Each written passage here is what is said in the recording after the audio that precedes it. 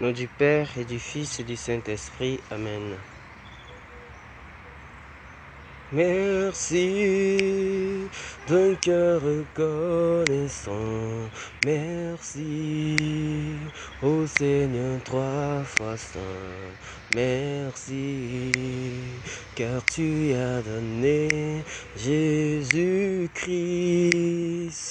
ton Fils. Merci d'un cœur reconnaissant. Merci ô Seigneur trois fois saint.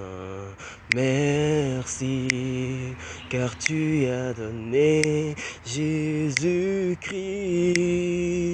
ton Fils. Maintenant le pauvre dit je suis riche, le faible dit je suis fort, car Dieu a fait de grandes choses pour nous. Maintenant le pauvre dit je suis riche, le faible dit je suis fort, car Dieu a fait de grandes choses pour nous. Merci, merci, merci. Bien-aimés, chers frères et sœurs de la Nouvelle Alliance, bonjour. Je suis très heureux de vous retrouver encore ce matin pour partager la parole de Dieu avec vous. Que l'Esprit Saint nous garde. Alors, disons merci à Dieu, comme le psaume nous invite, glorifions notre Dieu, célébrons son nom, parce qu'il a fait des merveilles, pour le souffle de vie de ce matin encore, pour sa main puissante qui nous a protégés hier, lui qui nous a donné le pain de vie, et qui nous appelle encore ce matin à suivre sa parole et à la mettre au centre de notre vie. Que sa volonté soit toujours faite et que lui-même nous enseigne à travers son écriture comment nous pouvons marcher à sa suite, aussi bien dans les moments de joie comme dans les moments de tristesse, de souffrance. Amen. Alors, ce test, aujourd'hui, nous allons partager les tests que l'Église nous donne. Et l'évangile est tiré du livre de Marc. Marc au chapitre 10, du verset 32 à 45, où Jésus, une fois encore, annonce pour une troisième fois sa passion. Et il va aussi enseigner ses disciples sur l'humilité, sur ce que c'est le service, sur ce que c'est encore être le premier, être le grand. À travers la question de la demande de Jacques et Jean qui veulent être à la gauche et à la droite du Seigneur Jésus dans sa gloire. Et la première lecture aussi nous invite à nous attacher vraiment à Dieu, à vivre un enfant de Dieu dans l'amour fraternel et dans la sincérité, avec un cœur pur.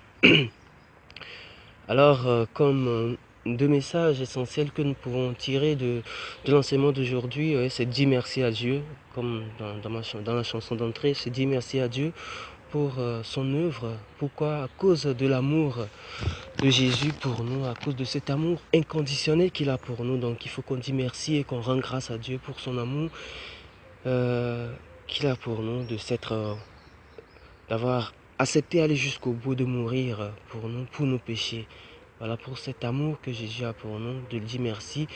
Et secondo, la première lecture qui nous invite aussi à dire merci à Dieu parce que nous avons du prix à ses yeux. Nous ne sommes pas des gens qui sont laissés pour compte. Non, Dieu nous a visités. Nous avons du prix aux yeux du Seigneur. C'est pour cela il nous a aimés. C'est pour cela il a envoyé son Fils nous sauver de nos péchés, de nos égarements. Alors nous avons du prix aux yeux de Dieu et également nous disons merci à Dieu pour l'amour de son Fils pour nous. Alors comme dans l'évangile nous pouvons le constater, pour une troisième fois Jésus annonce sa passion. Sa passion, c'est-à-dire sa mort. Il sera livré aux nations par sa nation même, par le peuple juif, par les grands prêtres et par les scribes qui vont le condamner à mort, qui vont le livrer à leur tour aux nations païennes, c'est-à-dire aux Romains, c'est-à-dire à nous. Même ceux qui ne croient pas, ceux qui n'avaient pas la parole de Dieu, s'ils avaient joué leur rôle dans l'œuvre du Seigneur, dans cette mort de notre Seigneur. Et ceux-ci vont le flageller, ceux-ci vont se moquer de lui, vont cracher sur son visage. Mais le Seigneur termine sa passion en disant « Et après 3 jours, je ressusciterai ». Voilà, je parle de l'amour de Dieu parce que devant toutes ces difficultés, devant toute cette souffrance, le Seigneur ne perd pas le but, ne perd pas de vue le but. Il est content de dire que le 3e jour, il sera ressuscité. C'est comme si tous ces événements, sa passion, la mort, la flagellation, tout ça, ce n'est pas en opposition avec sa gloire à venir, avec sa résurrection. Il nous enseigne que l'amour triomphe de la mort. Oui, même si aujourd'hui nous souffrons, même si aujourd'hui nous avons nos difficultés, tout ça, il nous a montré le chemin pour pouvoir rester victorieux, pouvoir rester ferme. Et comme les tests d'hier nous l'enseignent, de garder, d'avoir l'espérance, ouais. Il nous a montré comment nous pouvons garder, rester ferme au milieu de toutes nos épreuves. C'est d'avoir l'amour de Dieu en nous et l'amour de Dieu envers nos frères. Parce que l'amour triomphe de la mort. L'amour est plus fort que la mort. Alors Jésus nous a tellement aimés qu'il a accepté de souffrir. Oui, la souffrance en elle-même n'est pas si important. Mais c'est cet amour que Jésus a pour nous. C'est ça qui est le plus important. Alors gardons toujours nos yeux sur cet amour-là que le Christ a pour nous. Et nous serons toujours victorieux. Amen. Et la souffrance, qui peut l'accepter? C'est un mystère pour nous. Pourquoi nous devons souffrir? Pourquoi le Christ ne nous enlève pas et tout marche bien pour nous? C'est un mystère. Mais le Christ lui-même, il a souffert. Et même dans la souffrance, avec ce regard, avec cet abandon total à son Père, on a vu qu'il est sorti victorieux. Alors nous aussi, apprenons de son abandon total à Dieu et soyons victorieux. Et on voit qu'à chaque fois après qu'il dit sa passion, qu'il sera mort, qu'on va le crucifier, qu'il sera mort et qu'il va ressusciter, on voit toujours les disciples qui ne comprennent jamais. Lors de la première annonce, on voit Pierre qui lui dit non, que cela n'advienne pas. Jésus va lui dire, arrête de moi Satan. La deuxième fois qu'il va annoncer sa passion, on voit encore les disciples qui vont discuter plutôt sur qui est le plus grand parmi eux. Jésus va leur dire, le plus grand parmi vous doit être votre serviteur. Alors une fois de plus encore ce matin, lorsque Jésus annonce sa passion, on voit Pierre et Jacques et Jean qui viennent s'assurer des places VIP à côté du Seigneur. Il veut une place d'honneur à côté du Seigneur. Et le Seigneur encore de leur dire que celui qui veut être le plus grand, qu'il soit votre serviteur. Que celui qui veut être le premier, qu'il soit votre esclave. Le Seigneur nous enseigne à nous mettre au service des autres. Nous mettre au service des autres. Car lui-même, le Fils de l'homme, quand il est venu, il n'est pas venu pour être servi, mais pour servir et pour donner sa vie à multitude.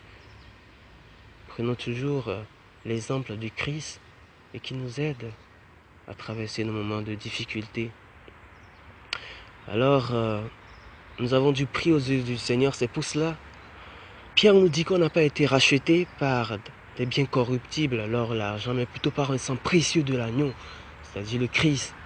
Oui, par un sang précieux de l'agneau sans tache et sans défaut, le Christ. Si nous n'avons pas du prix aux yeux du Seigneur, il nous laissera tomber comme ça dans nos péchés, dans notre malheur, dans notre souffrance. Mais il a trouvé la solution. La solution, c'est en Jésus-Christ qui a versé son sang pour nous. Et Pierre nous dit encore qu'il nous a fait renaître. Dieu nous a fait renaître par une semence impérissable, c'est-à-dire la parole vivante, la parole qui demeure. Oui, le ciel et la terre passeront, mais ma parole ne passera pas. Que cette parole nous nourrit chaque jour, dans nos vies de tous les jours, et rendons toujours gloire et honneur à Dieu. Comme un chant le dit, oui, je suis fort, oui, plus que vainqueur par le sang de Jésus mon Sauveur. Soyons confiants dans nos difficultés, que Jésus à côté de nous n'est pas seul, qu'il est le chemin, la vérité et la vie. En lui seul, nous pouvons avoir la victoire. et que dans nos moments de souffrance, nous trouvons toujours des gens qui nous écoutent, qui peuvent nous aider à comprendre et à demeurer fermes, à garder espérance, à garder la foi en notre Dieu. Que notre journée soit bénie et n'oublions jamais que le Seigneur nous aime et que nous avons du prix à ses yeux. Amen. Bonne journée.